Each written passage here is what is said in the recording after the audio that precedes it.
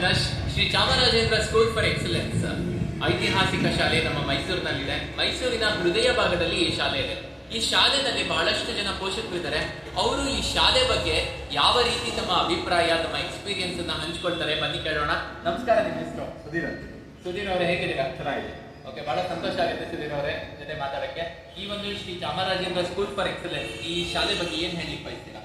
ಶಾಲೆ ಬಗ್ಗೆ ಏನ್ ಹೇಳ್ಬೇಕು ಅಂತಂದ್ರೆ, ಮೈಸೂರಲ್ಲಿ ಶಾಲೆಗಳು ಅಂತ ಇವತ್ತೇನಿದೆ ಅದೆಲ್ಲ ಹುಟ್ಟಕ್ಕಿಂತ ಮುಂಚೆ ಹುಟ್ಟಿದೆ ಚಾಮರಾಜ ಸ್ಕೂಲ್ ಫಾರ್ ಎಕ್ಸಲೆನ್ಸ್, ಅಂದ್ರೆ Jaya Chamarajendra school for first boarding ಅಂತಿದೆ. ಇವತ್ತು ಅದು ಚಾಮರಾಜ ಸ್ಕೂಲ್ ಫಾರ್ ಎಕ್ಸಲೆನ್ಸ್.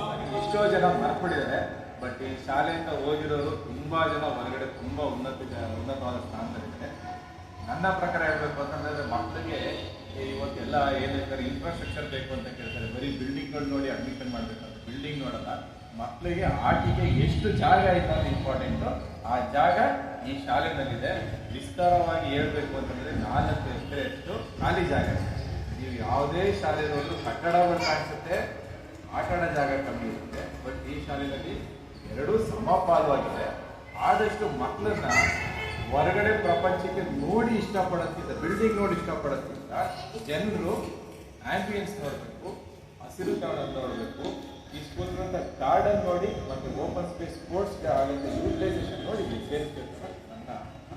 ತುಂಬಾ ಒಳ್ಳೆ ಇಂಪಾರ್ಟೆಂಟ್ ಪಾಯಿಂಟ್ ಹೇಳಿದ್ದಾರೆ. ಪ್ರತಿ ಶಾಲೆನಲ್ಲೂ ತುಂಬಾ ಶಾಲೆಗಳಲ್ಲಿ ಇನ್ಫ್ರಾಸ್ಟ್ರಕ್ಚರ್ ಇರುತ್ತೆ, ಆದರೆ ಆಟ ಆಡೋಕ್ಕೆ ಜಾಗನೇ ಇರಲ್ಲ.